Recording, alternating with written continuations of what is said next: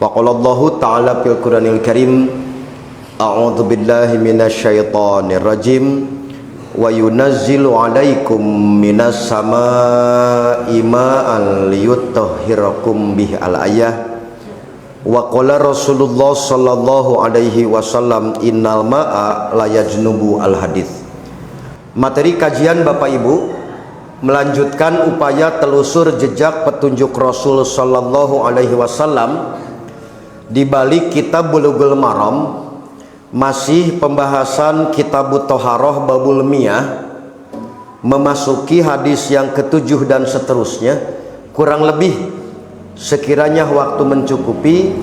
Nah, ada 3 hadis yang terkait, tidak bisa dipisah satu dengan yang lain dalam pembahasan di babul miyah bulan ini. Mari kita baca hadis per hadis. Di dalam Bulughul Maram, hadis yang pertama, Al-Hafidz Ibnu Hajar mencantumkan hadis riwayat Imam Abu Daud dan An-Nasai, wa isnaduhu sahihun, kata beliau dan sanadnya sahih, an rajulin sahiban Nabiyya sallallahu alaihi wasallam qol, dari seorang laki-laki yang bersahabat dengan Nabi sallallahu alaihi wasallam.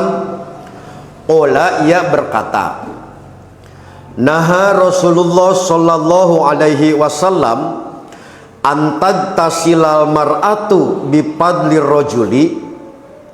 Rasulullah melarang perempuan mandi dari sisa air laki-laki, awir rajulu bipadil mar'ah, atau laki-laki mandi dengan air sisa perempuan, wal yagtarifa jami'an, namun hendaklah keduanya menceduk mengambil air bersama-sama. Itu hadis yang pertama.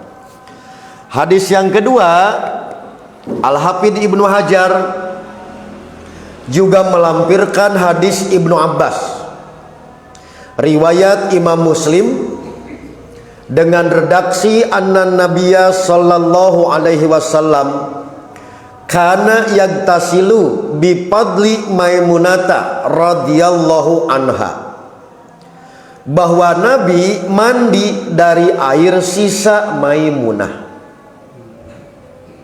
Oke. Hadis yang pertama melarang, praktek hadis kedua Nabi yang mempraktekkan air sisa Maimunah gitu.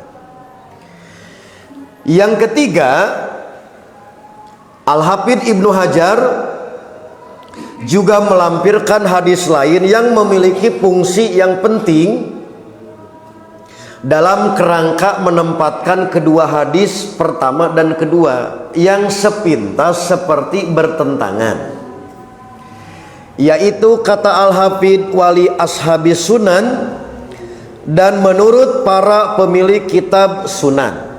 Ini catatan ya, catatan Bapak Ibu.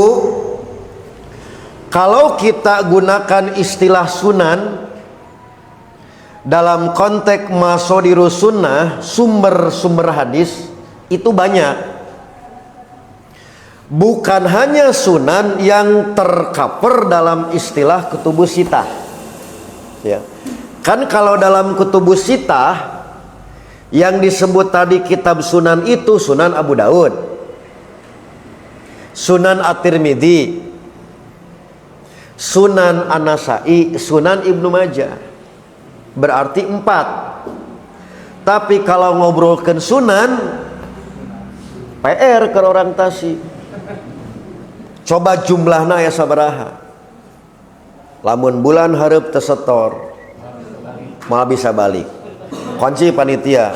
Jadi kan ketambahan teh seperti As-Sunanul Kubro, ada yang Imam An-Nasai, ada yang As-Sunanul Kubro Imam Al-Baihaqi, ada Sunan Ad-Daruqutni, ada Sunan Ad-Darimi gitu. Walaupun disebut tadi ashabus sunan, dalam konteks hadis ini tidak berarti semua sunan. Dari mana indikasinya? Satu, telah saya sampaikan dalam Muqaddimah Bulughul Maram, dan saya tak akan ulas kembali karena saya yakin orang leuwih dahuma kuat hafalan. Apalagi ibu ditambul, ibu mah bari perem. Karena kalau di luar yang kutubus sitah pasti ada catatan khusus. Contoh ketika ngobrolkan kitab Sahih, lamun tadi disebutkan kitab Sahih saha berarti Bukhari Muslim. Tapi kalau di luar Bukhari Muslim disebut Sahih Ibnu Huzaimah, itu indikasinya apa? Metodologi. Oke, yang pernah saya sampaikan dalam awal kajian Bulughul Maram. Indikator kedua Bapak Ibu, nah yang mumpung panggih ya, naon alif lam. Tidak li ashabi sunanin, tapi ashabus sunan pakai alif lam yang menunjukkan definitif. Nah Bu, terserah mau pilih PR yang mana. Yang satu tadi PR-nya cari kitab sunan selain yang 4, atau PR yang kedua alif lam. Kami sudah meneliti di dalam Quran jumlah alif lam 2800. Sekali lagi, kami sudah meneliti jumlah alif lam di Quran 2800 paling tidak. Tiap alif lam beda makna.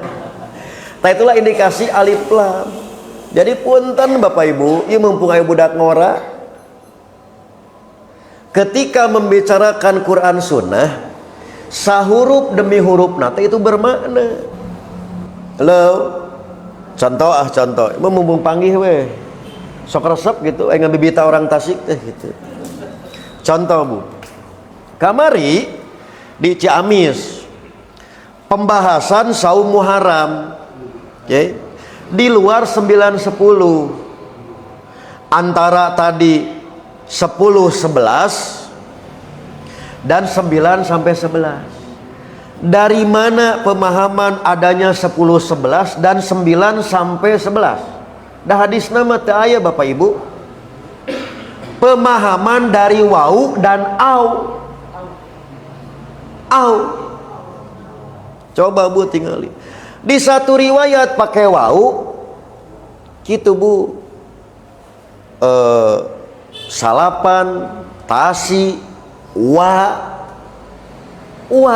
Yang satu au yauman qoblaha, sumu yauman qoblaha, au yauman ba'da.